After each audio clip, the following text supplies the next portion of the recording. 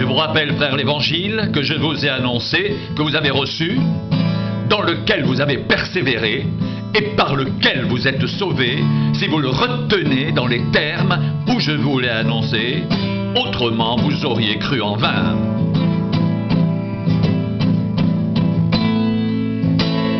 Je vous ai enseigné avant tout, comme je l'avais aussi reçu, que Christ est mort pour nos péchés, selon les Écritures. Il a été enseveli, et il est ressuscité le 3e jour, selon les Écritures. Et il est apparu à Céphas, puis aux 12. Ensuite, il est apparu à plus de 500 frères à la fois, dont la plupart sont encore vivants, et dont quelques-uns sont morts. Ensuite, il est apparu à Jacques, puis à tous les apôtres.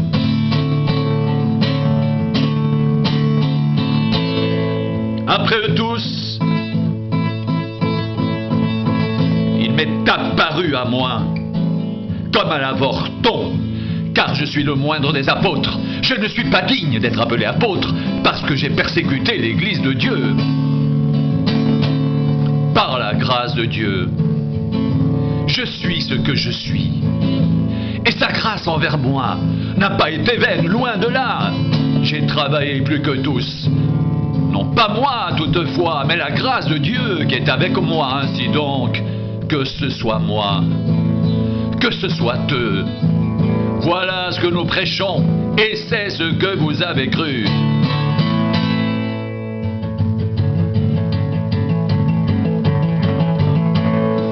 Or, si l'on prêche que Christ est ressuscité des morts, pourquoi quelques-uns parmi vous disent-ils qu'il n'y a point de résurrection des morts?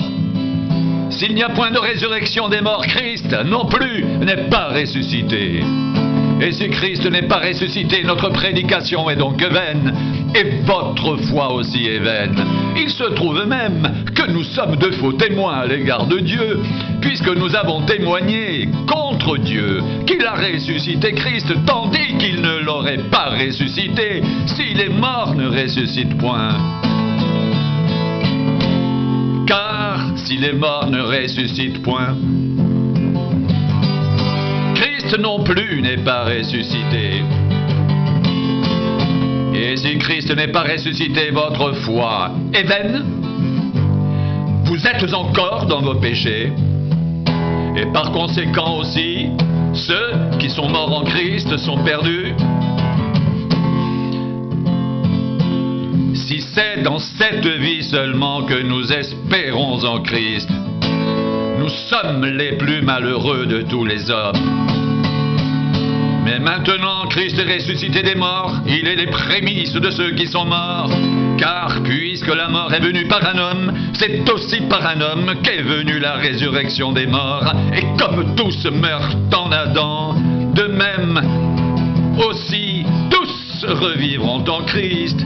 Mais chacun en son rang, Christ comme prémisse, puis ceux qui appartiennent à Christ lors de son avènement. Ensuite viendra la fin, quand il remettra le royaume à celui qui est Dieu et Père, après l'avoir réduit à l'impuissance toute domination, toute autorité et toute puissance. Car il faut qu'il règne jusqu'à ce qu'il ait mis tous ses ennemis sous ses pieds.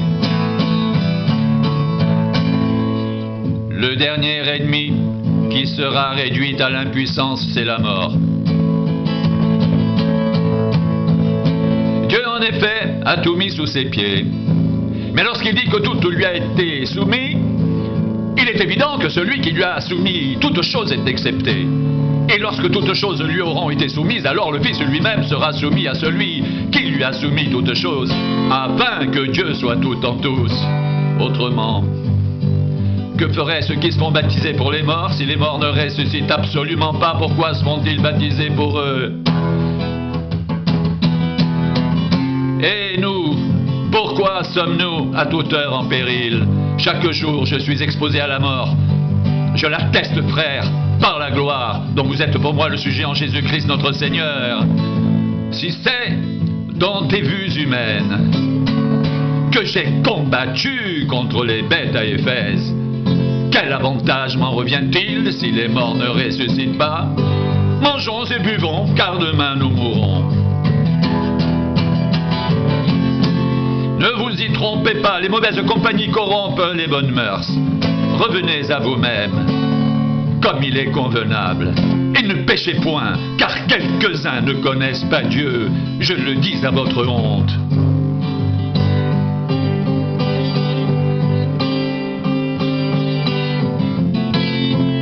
Mais quelqu'un dira, comment les morts ressuscitent-ils et avec quel corps viennent-ils? Insensé, ce que tu sèmes ne reprend point vie s'il ne meurt. Et ce que tu sèmes, ce n'est pas le corps qui naîtra, c'est un simple grain de blé peut-être, ou d'une autre semence. Puis Dieu lui donne un corps comme il lui plaît, et à chaque semence, il donne un corps qui lui est propre. Toute chair n'est pas la même chair, mais autre est la chair des hommes, autre celle des quadrupèdes, autre celle des oiseaux, autre celle des poissons. Il y a aussi des corps célestes et des corps terrestres. Mais autre est l'éclat des corps célestes, autre celui des corps terrestres. Autre est l'éclat du soleil, autre l'éclat de la lune, et autre l'éclat des étoiles. Même une étoile diffère en éclat d'une autre étoile. Ainsi en est-il de la résurrection des morts. Le corps est semé corruptible, il ressuscite incorruptible. Il est semé méprisable, il ressuscite glorieux. Il est semé infirme, il ressuscite plein de force. Il est semé corps naturel, il ressuscite corps spirituel. S'il y a un corps naturel, il y a aussi un corps spirituel. C'est pourquoi il est écrit: le premier Adam devint une âme vivante. Le dernier Adam est devenu un esprit vivifiant. Mais ce qui est spirituel n'est pas le premier. C'est ce qui est naturel. Ce qui est spirituel vient ensuite. Le premier homme tiré de la terre est terrestre. Le second homme est du ciel.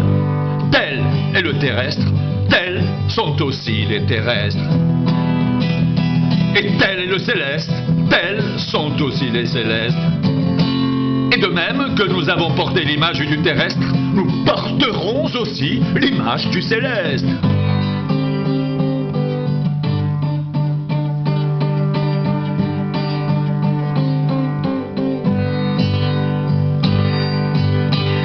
Ce que je dis, frère,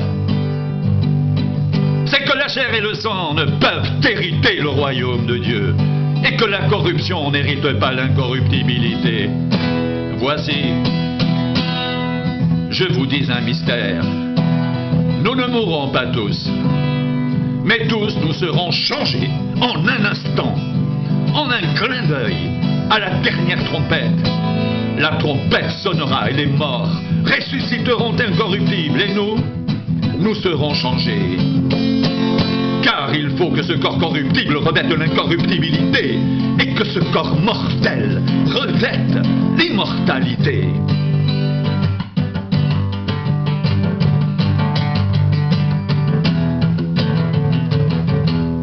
Lorsque ce corps corruptible aura revêtu l'incorruptibilité, et que ce corps mortel aura revêtu l'immortalité, alors s'accomplira la parole qui est écrite.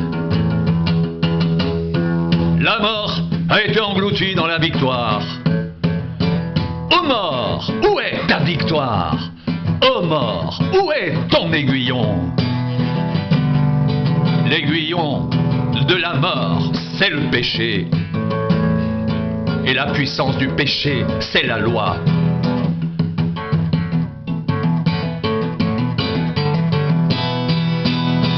Mais grâce soit rendue à Dieu, qui nous donne la victoire par notre Seigneur Jésus-Christ.